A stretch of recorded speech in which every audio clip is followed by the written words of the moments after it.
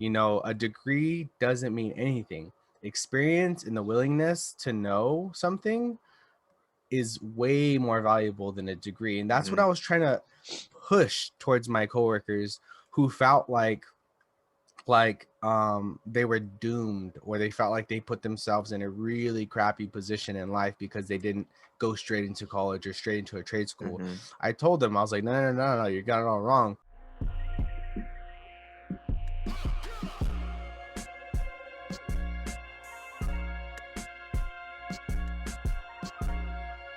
All right, what's going on, you guys? Welcome back to another week of the Mindtality podcast. For those joining us for the very first time, welcome.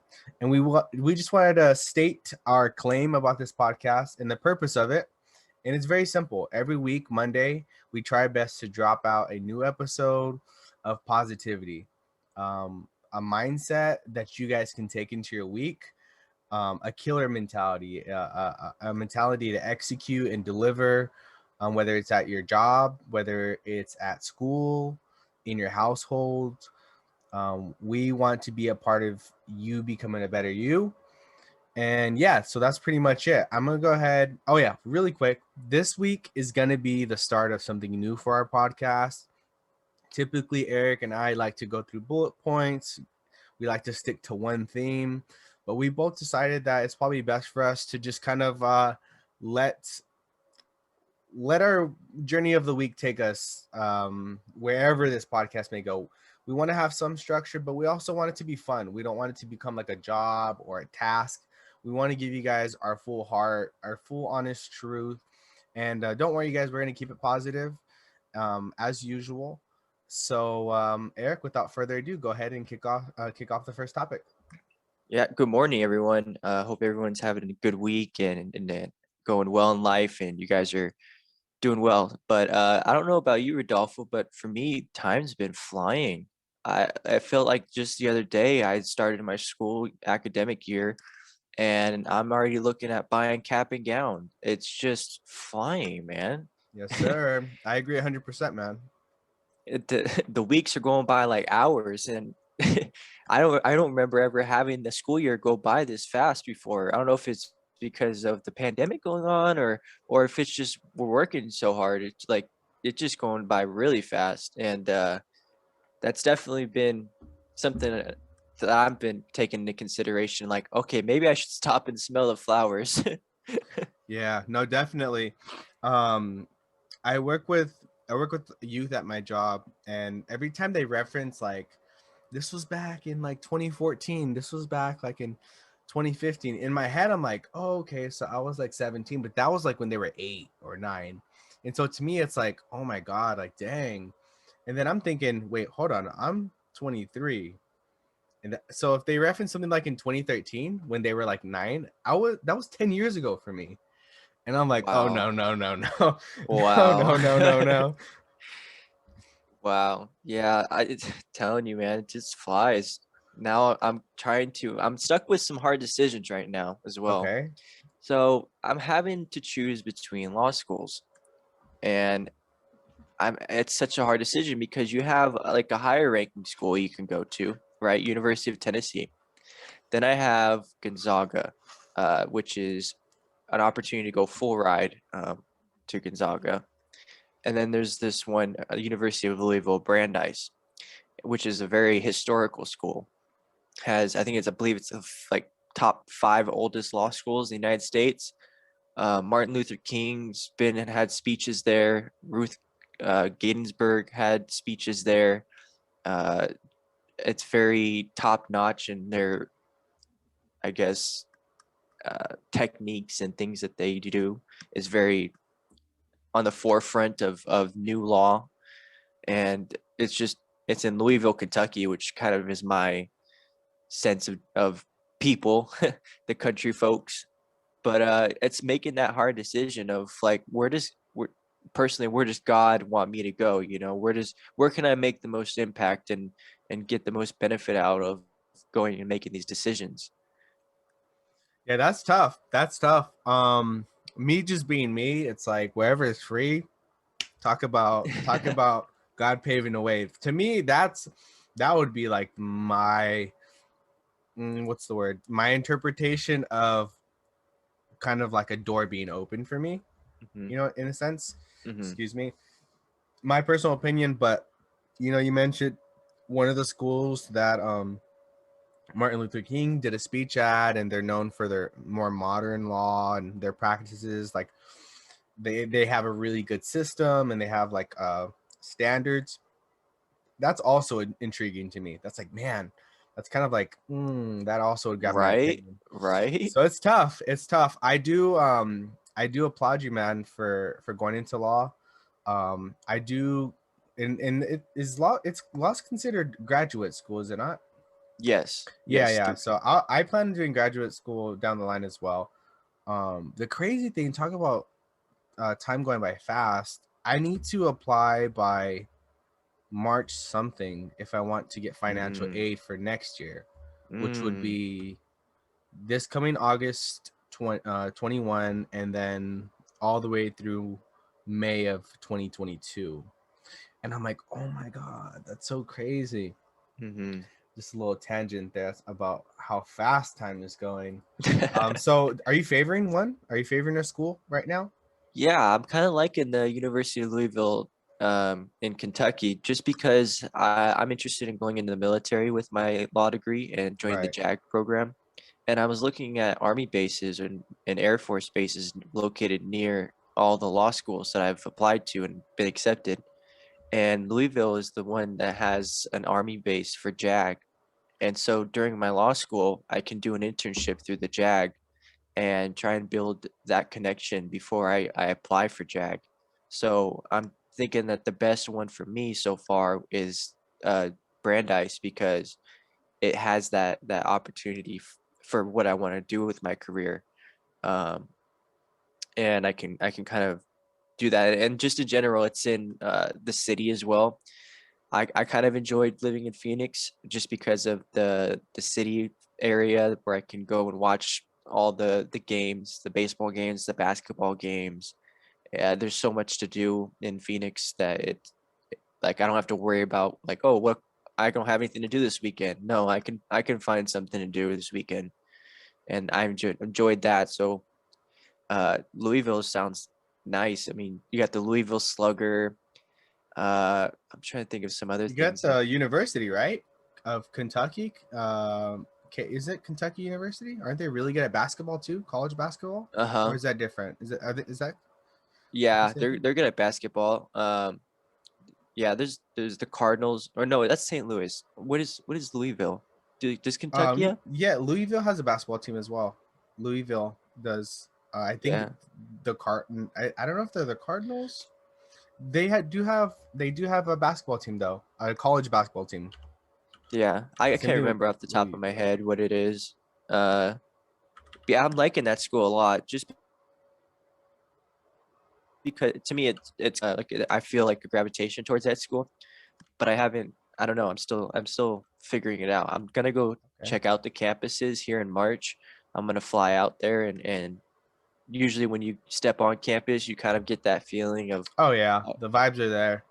mm-hmm, If whether it feels, yeah. So I just pulled it up. So it is Louisville Cardinals, the men's basketball team, and then there's also um, Kentucky University, which is they have like I think it's like I don't know if it's like a bird mascot, the mm-hmm. blue bird with the red head or something like that. But Oh, yeah, yeah, I yeah, remember. it's a really cool logo. It's like KU is yellow, and then it's like a blue bird with like a red head with a yellow beak. I actually like the branding on that. Mhm. But really quick, Eric, I just came back from work. It's currently 7 a.m.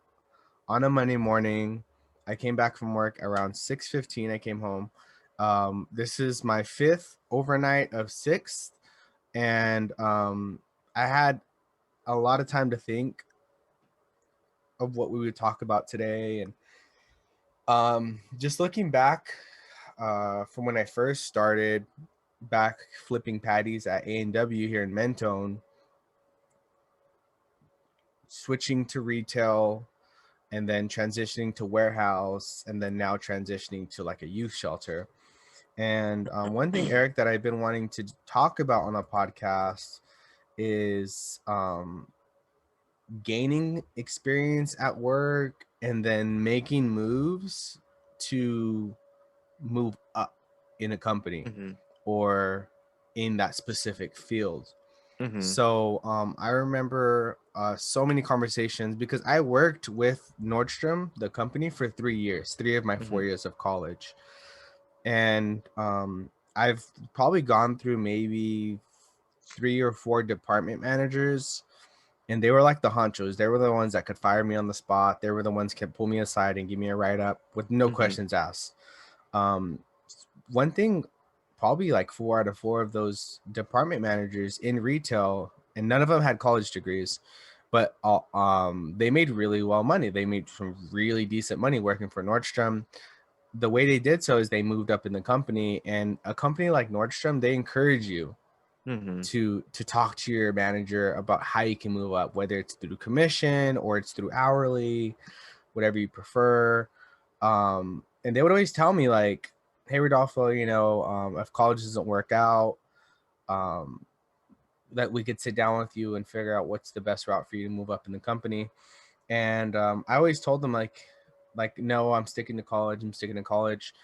But I've always had coworkers that either dropped out of college, never went to college, or would never even consider college, and they would be very depressed, very upset, not because college made them a successful person, or it made them like, I don't know. They were just upset because one, they felt like they should have gone to college, whether they were in their late 20s, they felt like it was too late, their early 30s, they felt like it was too late, or they felt like they weren't smart enough to go to college, or they simply just weren't happy working retail.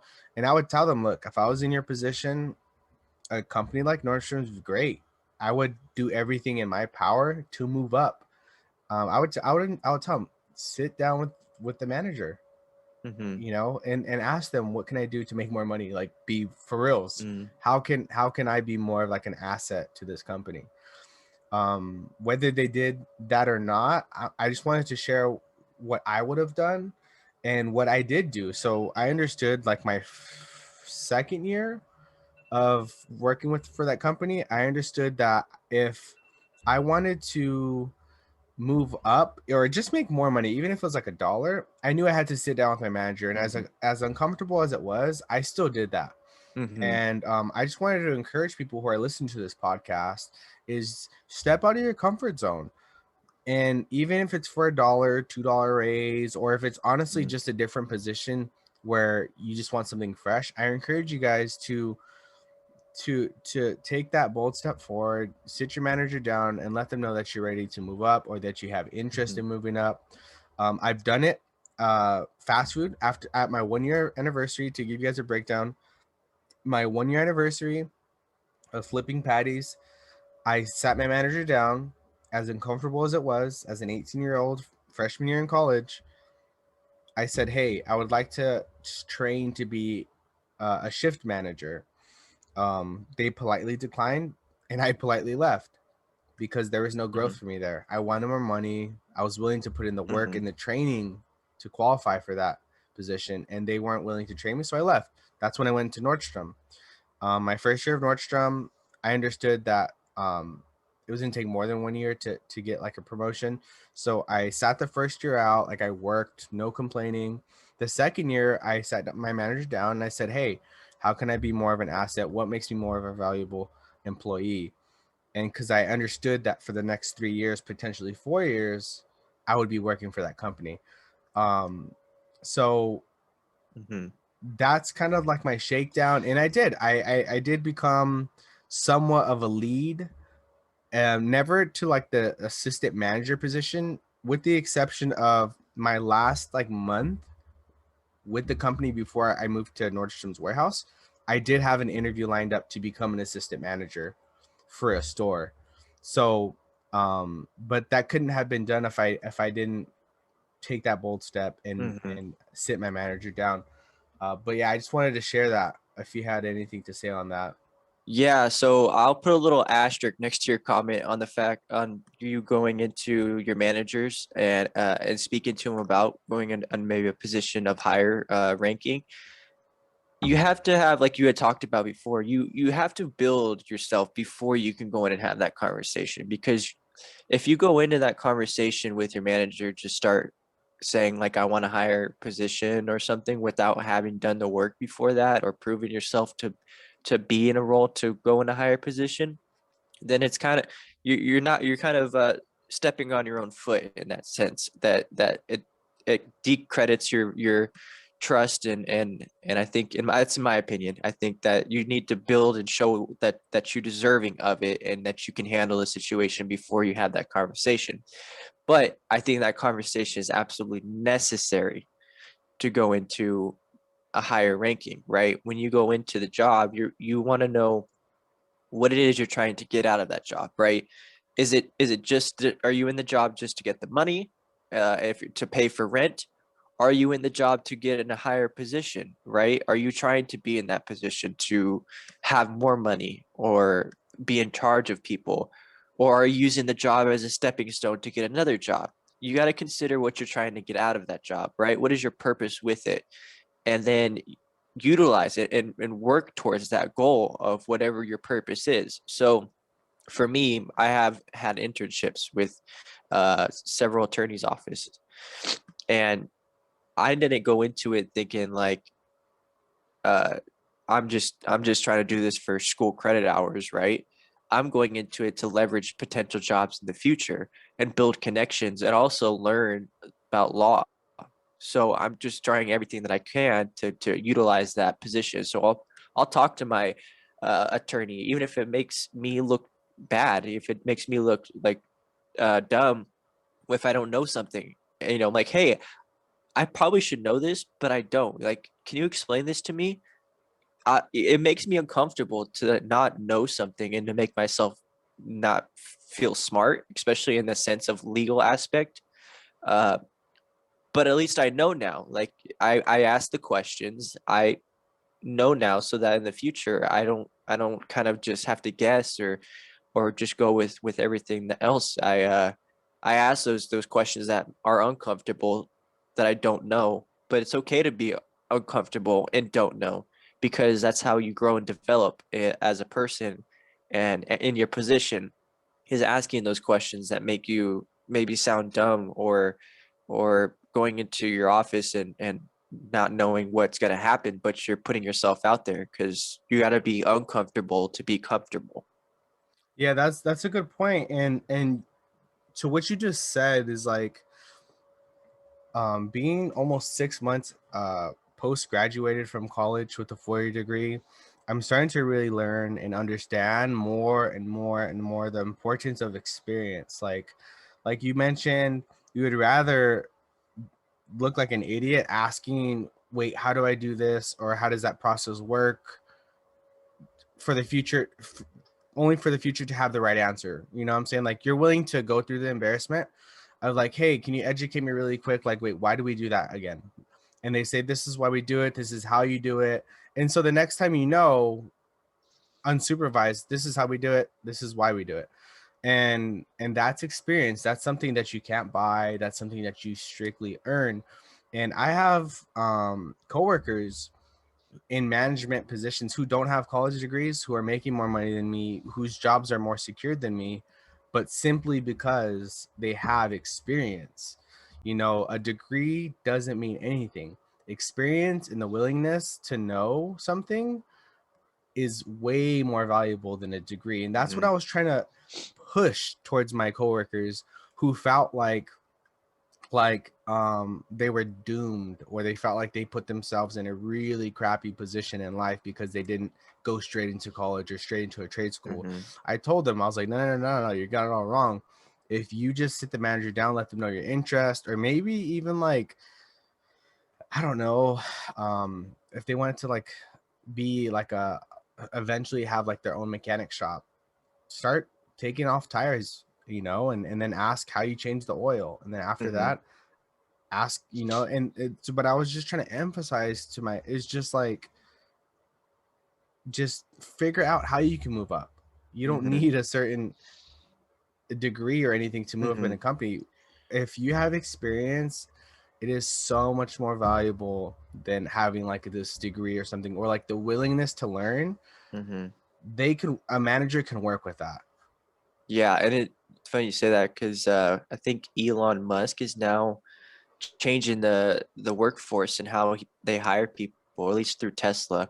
He's no longer requiring for employees of Tesla to have a college degree. He's pushing for people just skill-based, experience-based, people that he can look towards and get the job done well, uh, and not have to, I mean, they don't all have college degrees. I mean, I think you can, some of the best hackers even that law enforcement or through the criminal justice try to recruit are people who don't have college degrees, people who just are really good with computers and just spent a lot of time messing around with it, making mistakes, making decisions. But yeah, I mean, college degree it doesn't define you, but it helps you. Yeah, and it's true. And I would even go as far as to say is that the purpose of college is to be on a more narrow road. You know what I'm saying? You think about like computer techs who don't have a college degree yet are hired by Google, and it's because of the experience. They're knowledgeable. They're on a narrow road. Hmm. They're not tampering with criminal justice. They're not tampering with biology. They literally are an expert and they're a specialist at what they do. And I would, like I said, I would go as far as that the only purpose of college is to narrow your options and to have a very defined future, Hmm. not defined as in like you're promised to have a great job, but more in the sense of like your field of practice is more Hmm. focused, um like Elon Musk, he wants engineers who own, like if you put Hmm. some lab stuff in front of them, they're not going to know what the hell to do. If you put some math formulas in Hmm. front of them, they're not going to know what the hell to do. But if you put a computer in front of them or some type of programming, that Hmm. is like their like Disneyland, you know what I'm saying? and Yeah. and, and that's what that it's just like commitment. It's that willingness to learn, to move up, to be committed to something, Hmm. really. I'm gonna go a little bit further than that too, Rodolfo, because you had said about narrowing, because you can do that as well, even if you don't have or are in college. But I think the biggest thing for college is the connections that you get and Mhm. what you're trying to do. So Yeah, like you're talking about, if you narrow it down and you find out this is what I want to do, or right. maybe this is what I don't want to do, or maybe it is that you find something and you kind of go into college with an open mind, be like, whatever speaks to me is what I want to do. But the biggest thing that you gain from college is the connections that you make and the things that you do outside of it within the college. So what I mean by that is your professors, right? All these professors have pretty much completed their lives in their career field that they've chosen. They've had experience. They've worked for jobs for several years and are in the higher management position. You have students who are extremely smart coming out of different states, different locations, even different countries, that are coming with different perspectives. And if you can build a connection with them and develop a friendship, and then in the future be able to utilize those connections with whatever job you go into, or even just use it as a stepping stone. You can uh, talk to your professor and be like, hey, I'm interested in this type of field. What do you suggest as a law or as a undergraduate student? What can I do? What would you do, if you were to be in my situation right now? If you were to go, actually, this is a question I always ask people when I talk to them, or at least like people who have a higher position and I get the opportunity to sit down and ask questions. I usually end it with this question, or I come around to this question, is, if you, knowing what you know now, what would you do differently if you were to start over? Because I want to know, like, if they Yeah.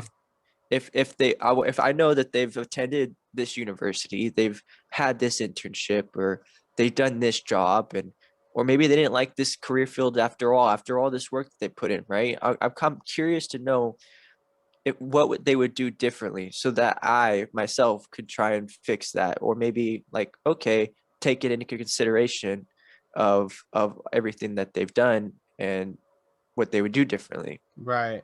And yeah, like you said, take advantage of it. Like get ahead of the gun, you know, something that they wish they would have done sooner. Like I'm starting even to myself, like even recommend, like even if it's like cousins or whatever they just start in college, I'm like, if you're in the behavioral science field, go once a week to either a shelter or like a church giveaway once a week starting your freshman year. By the time you're a senior, on your resume you could say that you have 4 years of behavioral science experience, and then when you apply and you have your bachelor's degree, you have 4 years of experience in that field, and that right there is like mind-blowing to an employer.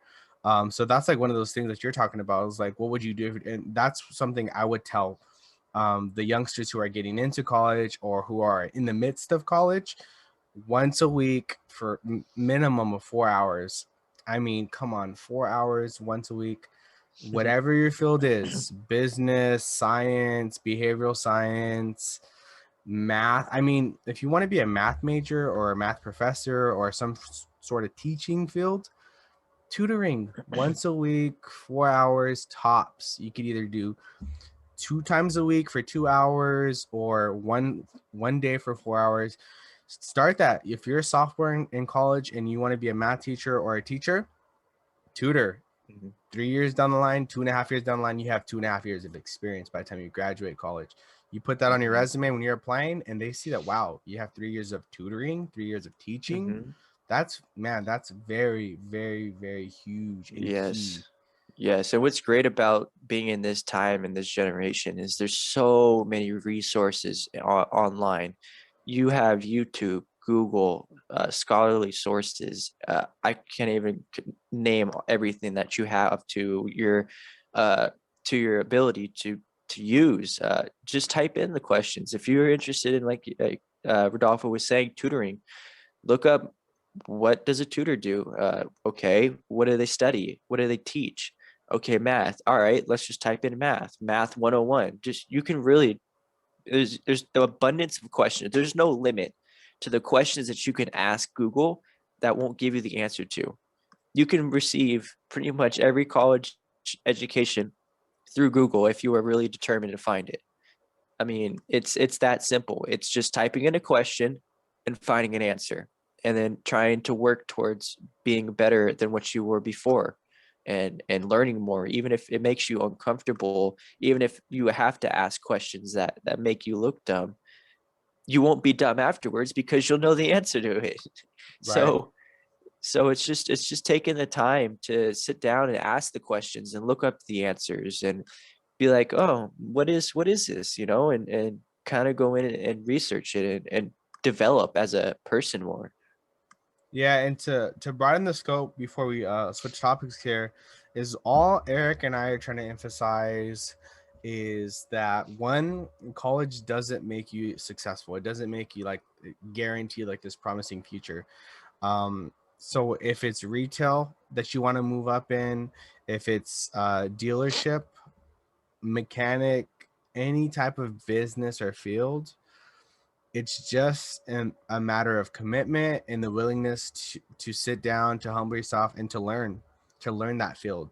To, the best, what is it, the best masters were once the best listeners, you Oh, know I like that. and that's all we're trying to emphasize. Like I said, you guys, if you took my degrees away behind me, I would pick a field. I'd probably go back to retail and start doing commission. um that, again, because I want to switch topics here, but really quick to end it on this topic. When I transferred from retail working in stores to go into the warehouse, we had like this meeting, and Nordstrom took a hit. We took a hit in sales because a lot of our finances came from in-store shopping. So when COVID first happened, we closed down like 15 big stores, and we thought like, man, this might be it for the company. But what's the saying, Eric? Uh, calm seas never made great sailors. Yeah. And what that means is, yes, we took a hit as a company, but the people who worked commission, they had to improvise. So what they started doing is they started networking on social media. They started selling product on live, Instagram live, Facebook live. Okay, you guys, here's a pair of our newest Nike SBs. These ones go for $59.98 at a Nike store. Here at Nordstrom, a full line store, we sell it for 25% less. Hit my DMs if you want to get this great deal. And it turned out that the people who work commission literally are making like six figures now because they were able to somehow, some way, to network more profit on social media opposed to the store. And my point is, you're like, okay, well, what's your point? My point is that if you were to take away my degrees, I understand that there is other fields, there's other careers other than what college could bring you. So don't feel discouraged because you don't go to college or you haven't chosen a specific field yet to work in, or don't feel like the current job that you have isn't promising. Sit your manager down and ask, how can I move up? Is there any way I can move up? And if their answer is no, you leave that company as fast as you ask that question. You know what I'm saying? And so that's all I'm trying to emphasize. And we're getting closer to the end, but I did want to talk about one more thing. And then, did you have a topic, Eric, that you wanted to touch base on, or no? No, if there's a topic that reaching to you more, then we could talk about that. But I mean, I could have one if you want. Okay. Well, I just wanted to lighten the mood up here. I just had a question for you, sir. Is there a current show that you're obsessed with right now, or is there a category on a streaming platform that you just are gravitated towards? I haven't necessarily been watching as much, I guess, TV that I have been in the past, but one show that I've always liked or that I've been interested in is Mind Hunters or like Criminal Okay. Minds. Have you Okay. heard of those? Yeah. Yeah. Mindhunters, yes. I've watched like maybe one episode, and then Criminal Minds, Yes. definitely. Criminal profiling is so interesting to me because I have a minor in psychology, Mm-hmm. and I've always been interested in how people think and behave and why they do the things they do, at least specifically from a um, criminal justice perspective, right? Right. You want to know what drives people to commit the heinous crimes that they commit. Mm-hmm. What's going on in their head, or if there's anything at all that when they commit these crimes, and maybe are there ways to stop it? Are there ways to prevent it? But I thought it was just interesting, some of the things and how they apply the innovativeness of, like you were talking about earlier, with finding ways to just make things happen, with Nordstrom and doing the whole online platform and doing selling online. They've introduced psychology to criminal justice and like behavior, Mm-hmm. psychological concepts to understand how a criminal can commit a crime based upon the crime scene and the acts that they committed. Yeah. Yeah, it's very interesting. And funny enough too, I've always been into true crime.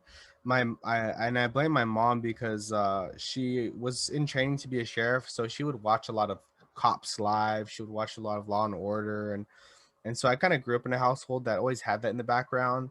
But I will say though, especially in this generation, I don't know if you have an iPad, Eric. I have an iPad that I bought a couple years ago, 2 or 3 years ago, and basically that iPad is with me wherever I go. If I'm in the bathroom brushing my teeth, I have like the iPad can stand on its own because of the case that I bought.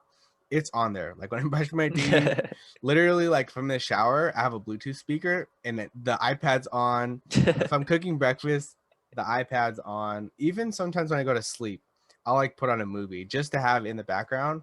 I'm convinced that in 2021 there's no need to have silence unless you want silence, and I'm okay. And it's just random stuff, and it drives my fiance crazy because I don't even really watch.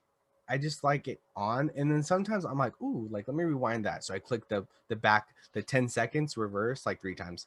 I'll go, oh, okay.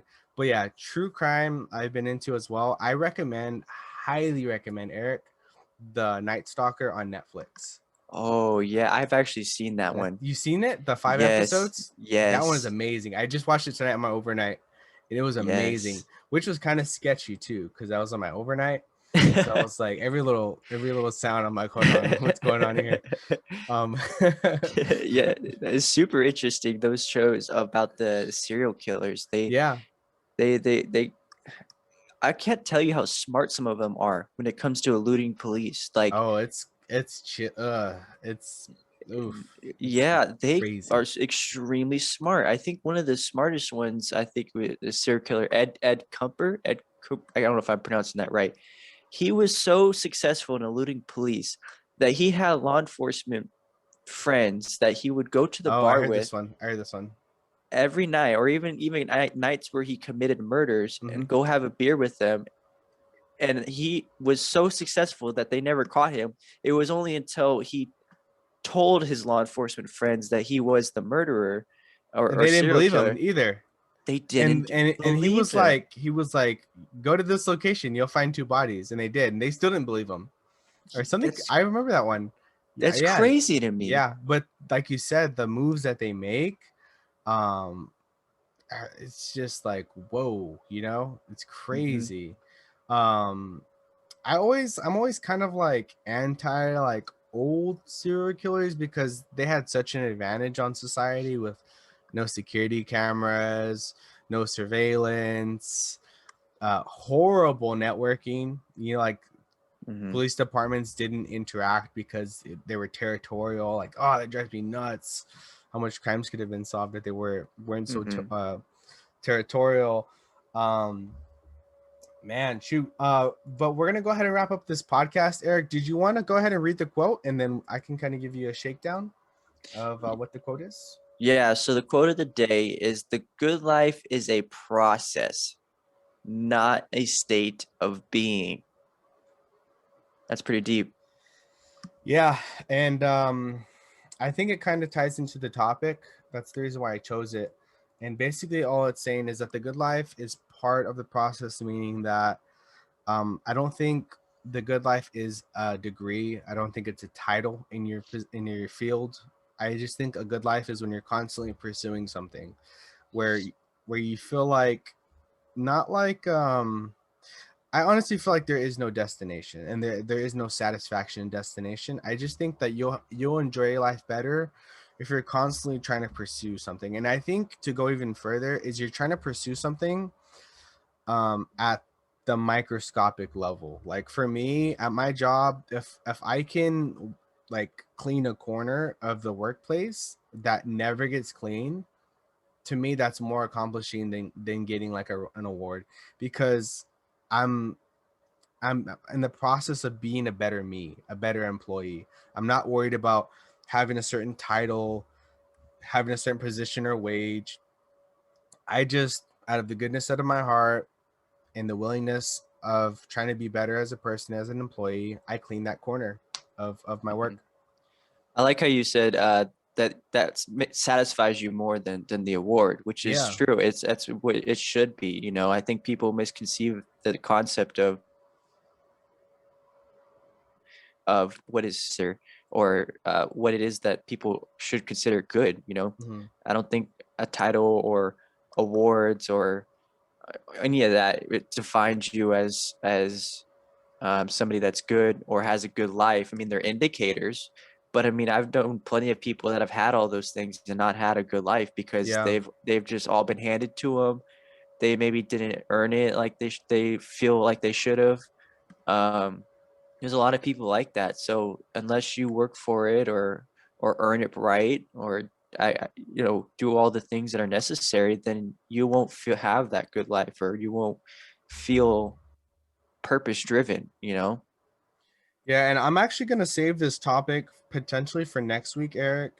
And basically it's being consumed in the present helps tremendously with depression and anxiety and stress. Like when you're so focused on like your to-dos for today, you often find that those days happen really fast, and you actually find that, man, whew, I need to go to bed, I'm tired, I had a good day. I think a lot of times some of us are depressed because we go to bed and we're rested already. We didn't get jack done, and so we lay down and we stay up till 3, 4 a.m. because nothing got done, or we were so concerned about the future and the what ifs. But in reality, it's worry about the small things, the microscopic things, like how can you be a better person for the day? What can you do differently that you didn't do yesterday? So I'll definitely keep that as one of the top of the list of topics, maybe even theme or something just to open up the podcast with. Definitely. But that's gonna do it for you guys for this week's podcast. We went a little bit over what we usually do, but I think we had a great podcast. Again, we switched it up. We kind of freestyle. We wanted to kind of build the chemistry between us two and with you guys. So I hope you guys enjoyed the podcast. I'm your host, Rodolfo Felix. And I'm your co-host, Eric. Guys. And this is the Mindtality podcast, and we'll see you guys in the next one. Peace.